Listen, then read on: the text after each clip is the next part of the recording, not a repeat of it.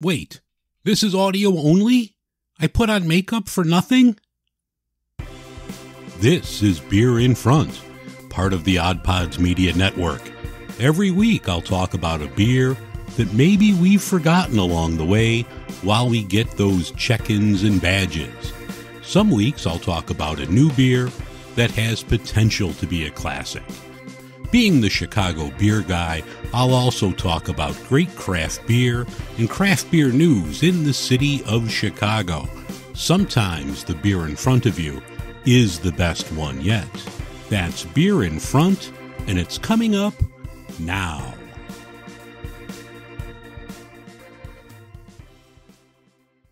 Welcome to the April 26th edition of Beer in Front. I'm your host, Dave Zalatoris, and Beer in Front is a proud member of the Odd Pods Media Network. This week I'm going to have a few beers from Japan. Kirin and Sapporo is the Beer in Front. I'll also have a fantastic sour from Prairie called Rainbow Sherbet. The YouTube experiment last week, I think, went well. The episode had better numbers there than the audio version did, so I think in the future, from time to time, I'll do more of the video podcasts with a complimentary audio version up on your usual podcast listening devices. I'm recording this on the weekend of April 22nd. I'm supposed to have jury duty on this Tuesday, so I don't know what my schedule is going to be like for the next week or so. If I wind up on some lengthy trial, I might have to take next week off, but I'll let you know over on social media. Speaking of jury duty, here in Cook County, Illinois, I've been summoned, I think, 5 times now. Earlier in my 20s, when I lived in the city, I had to go to Skokie. When I lived in Glenview, which is right next door to Skokie, I had to go to the city or Rolling Meadows. Now that I'm back in the city, I have to go to Rolling Meadows, which isn't convenient. Can there be some algorithm make it easier for folks to go to a courthouse closer to where they actually live? Between construction and rush hour traffic, I'm going to be listening to a lot of podcasts this week. I'm keeping my fingers crossed. The next few weeks, I have some upcoming shows that I think are going to be really good. I'm working on a local hard kombucha company to come on and talk about their product. And get this, I still don't believe this. A representative of a Baseball Hall of Fame player emailed me asking if I'd like him to come on Beer in Front to chat. Yeah. I hope our schedules line up and that could come out soon. I want to thank all the folks that support the show over on Patreon, and I want to thank you for listening or watching every week. The fact that you take time out of your schedule to catch this show means a lot, so thank you very much.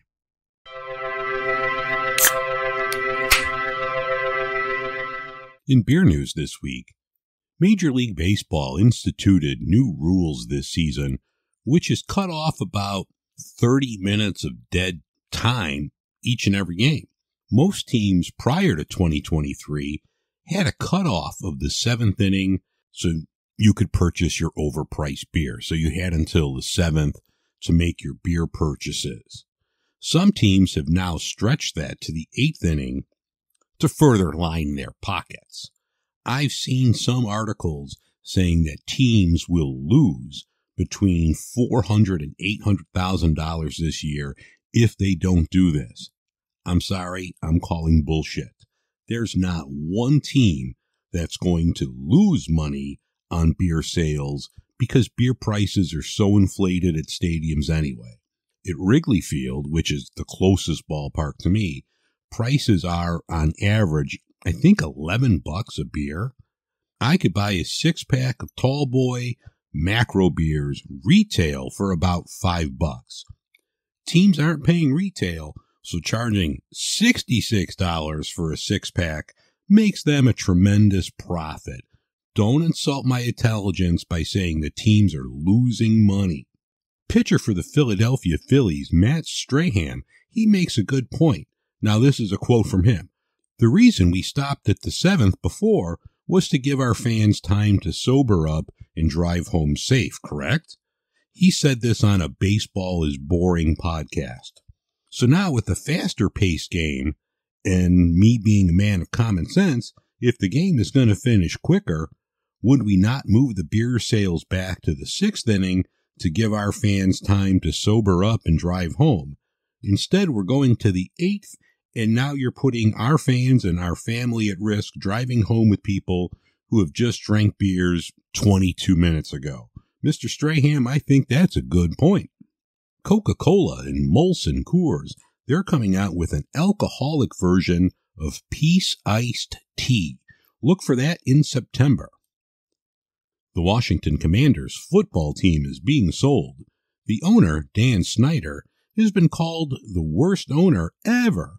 An Old Ox brewery out of Virginia released a beer called Bye Dan. It sold out in 75 minutes.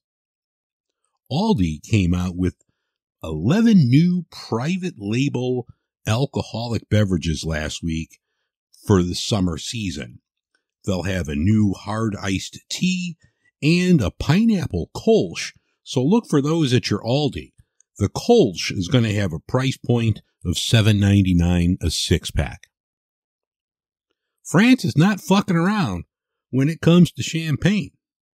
The trade body asked for the destruction of over 2,000 cans on the grounds that the century-old motto used by Miller High Life, the champagne of beers, it infringes on champagne's designation. This beer was intercepted in Antwerp. It sounds like a James Bond movie. The beer was intercepted in Antwerp. If you're being intercepted in Antwerp, nothing good is going to happen. But this beer was intercepted in February and was destroyed. France, I think you made your point, but I'm still going to have a Miller High Life, and it's the champagne of beers. Sierra Nevada is releasing its summertime lager, which should be available as we speak. That was always a good beer. I haven't seen that in a while, so I'm looking forward to trying summertime again from Sierra Nevada. Finally, in Chicago, on May 20th, Maplewood, Ravinia, and Metropolitan, they're having a Brewers Triangle block party. That should be good, so look for that in the city of Chicago.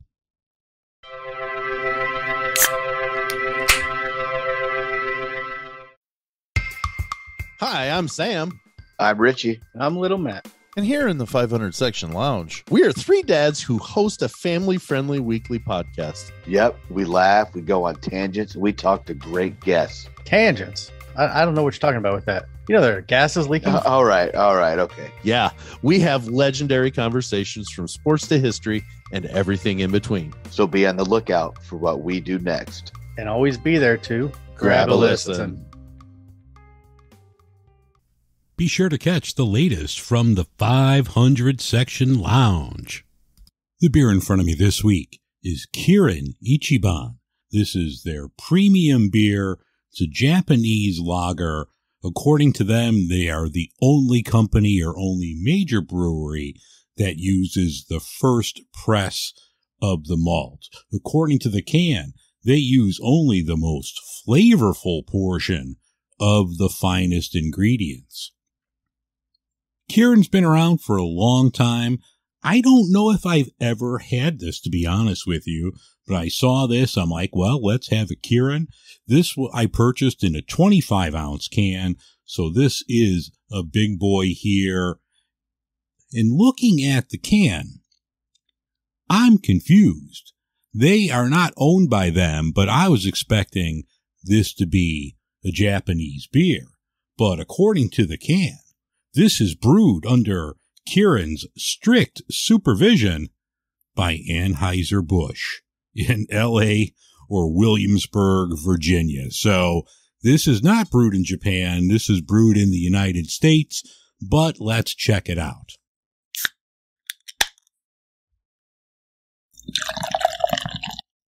Kirin has a nice golden color, a little darker than most macros. Nice carbonation, good foam here. Smells very clean. I get a very faint hop aroma here, but it has a really nice aroma. It's nice, crisp, clean smelling.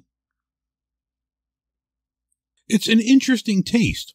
I get a lot of sweetness here, but I'm not sure if it's all from the malt. Kirin doesn't use adjuncts. This is 100% malt beer, but it's an interesting sweetness that I'm getting from this. Nice, clean aftertaste, very subtle hop flavor. They use German noble hops in Kirin. It's not a bad beer at all. Yeah, it has a nice, clean finish. I don't think you would get bloated drinking a lot of these like you would with other macro beers. You kind of get that bloated feeling. This has a good, clean finish to it. It's a pretty solid, mass-produced, macro-type beer that you could find everywhere.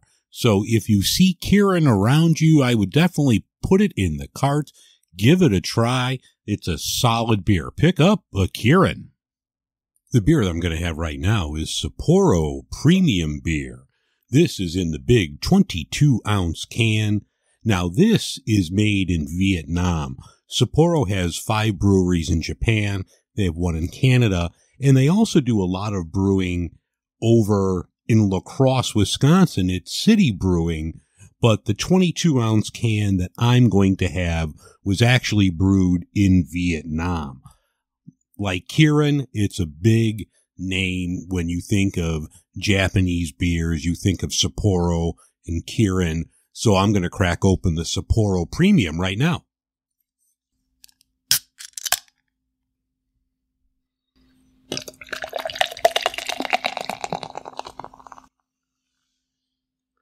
Sapporo has a really nice, light gold color, a lot of foam, good carbonation. I'd say a good 3 fingers of like eggshell white foam. I'm not really digging the aroma here. I get some like metallic, like almost like the metal from the can in the aroma. So I'm not digging this right now, but let's try it. No, I don't get that in the taste at all. Yeah, actually, it's got kind of a weird taste. Like, how old is this can? It doesn't say how old the can is. I can't say I'm a big fan of Sapporo right now. It's very light. Yeah, it's got a weird taste and a weird aftertaste to this. I cannot say I'm a fan of Sapporo, and I actually think I'm going to be dumping this between the off aroma and the taste that I'm just not digging. Now, it just could be me. I could have had a bad can. There's no date on this, so who knows how long it's been sitting in the grocery store. It could be old as well, but let me just try one more sip before I chuck this. Yeah, no, I can't say I'm a fan of this at all. If you like Sapporo and you think I'm missing something, or maybe I should try one of the ones that was brewed in Wisconsin, maybe it'd be a little fresher.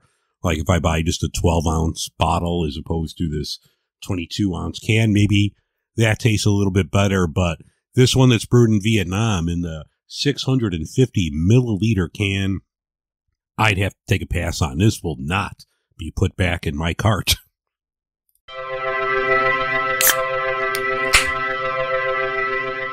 All right, the beer in front of me right now is from Prairie Artisan Ales. This is Rainbow Sherbet. I've had this before. I loved it. And I picked this up. I saw it this afternoon over at Bottles and Cans on Lincoln Avenue. So I had to pick this up.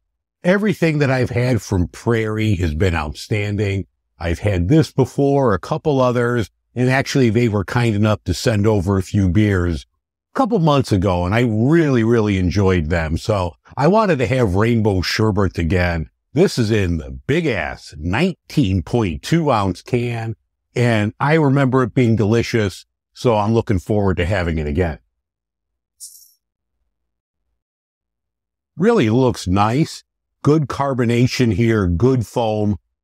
Yeah, that smells like you just went to the grocery store back in the 70s or 80s and bought you that big tub of Rainbow Sherbet.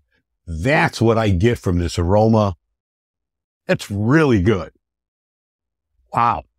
I get all the flavors there. Like, what is rainbow? It's the lime, the orange. I don't know. I'm getting like a cherry, but it's a big fruit explosion in your mouth with a nice tartness there. So it's well balanced. I really like this one a lot. Everything from Prairie's top shelf. If you see Rainbow Sherbet, by all means, put it in the cart. I can get this here in Chicago. I know they are based. I'm not sure what their distribution footprint is, but I think you can get them at many places around the country. So if you see this or anything from Prairie Artisan Ales, throw it in the cart. I think you're going to enjoy it if you like sours and you like Rainbow Sherbet.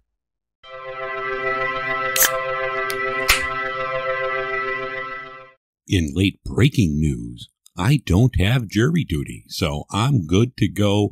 I will see everyone next week here on Beer in Front. All right, that's going to wrap things up for this week's edition of Beer in Front. I thank you very much for listening.